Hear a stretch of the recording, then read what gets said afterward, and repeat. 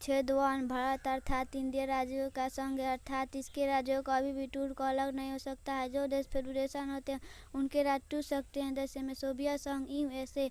अनुच्छेद 2 संसद राष्ट्रपति को पहले सूचना देकर किसी भी विदेशी राज्यों को भारत में मिलाया जा सकता है, जैसे में 16 मई 1975 को सिक्किम को भारत में मिलाया गया। अनुच्छेद 3 संसद राष्ट्रपति को पहले सूचना देकर भारत के किसी विदेशी राज्यों को नाम तथा सीमा बदल जा सकती है, जैसे में बिहार से झारखंड, उड़ीसा से ओडिशा, बिहार से बिहार। अनुच्छेद 4 अनुच्छेद 2 या 3 में किया गया संशोधन 368 से बाहर रखा गया, क्योंकि इन संशोधन के राष्ट्रपति नहीं रोक सकते हैं।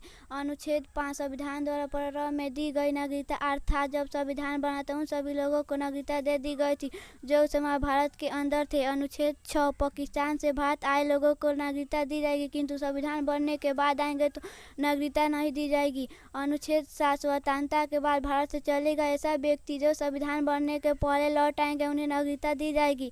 अनुच्छेद 8 विदेशी घूमने और नौकरी करने पर भारत की नागरिकता समाप्त नहीं होगी।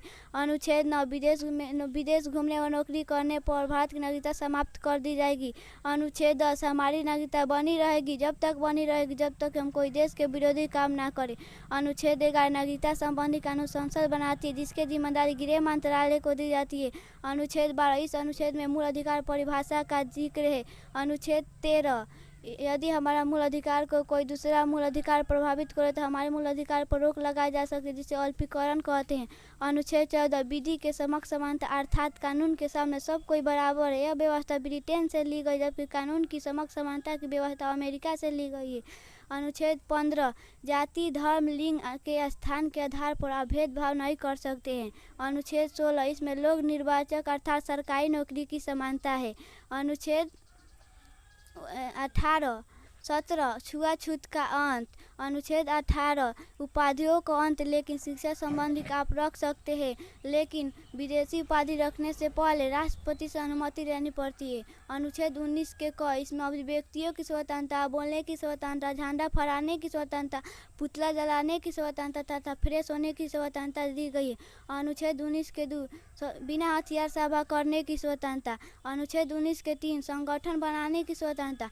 अनुच्छेद 19 के 4 भारत में किसी भी जगह पर बसने की स्वतंत्रता। अनुच्छेद 19 के 5 संपत्ति के अधिकार, लेकिन यह हमारा मूल अधिकार नहीं बल्कि कानून अधिकार हो गया है।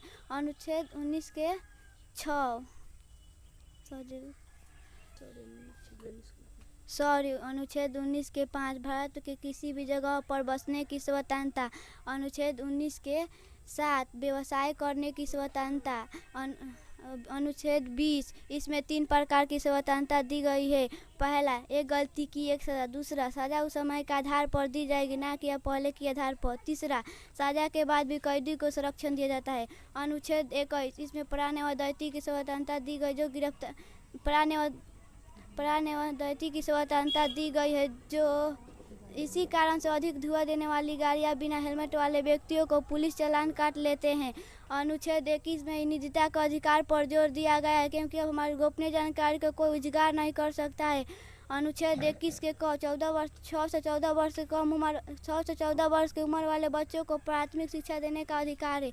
अनुच्छेद 22 इसमें 3 प्रकार की स्वतंत्रता दी गई है जो गिरफ्तार होने पर हमें रक्षा करती है। पहला, गिरफ्तार व्यक्तियों को कारण बताना होता है। दूसरा, 24 घंटे के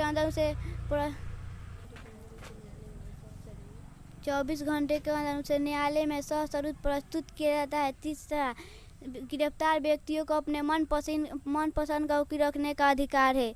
अनुच्छेद 23 इसमें बलात्कार या जबरदस्ती काम तथा बेरोजगारी बिना वेतन पर रोक लगा, लेकिन राष्ट्रपति के सुरक्षा मुद्दे पर आपसे बेरोजगारी कराई जा सकती है।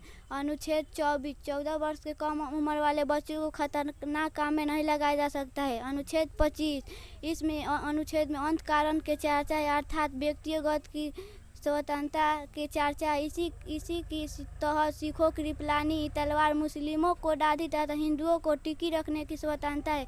अनुच्छेद 26 इसमें सामूहिक धार्मिक की स्वतंत्रता है। इसी के तहत यह भवन तथा सड़क पर मुस्लिमों को नमाज पढ़ने की अनुमति है। अनुच्छेद 27 धार्मिक स्वतंत्रता के धार्मिक कार्य के लिए रखा धन पर टैक्स नहीं लगता है। अनुच्छेद 28 सरकारी धर्म में चल रहे संस्थापन में धार्मिक शिक्षा नहीं दी जाएगी, लेकिन संस्कृत एक भाषा है, ना कि हिंदू धर्म की धार्मिक शिक्षा है। इसी प्रकार उर्दू या अरबी एक भाषा है, ना कि इस्लाम धर्म की धार्मिक शिक्षा है।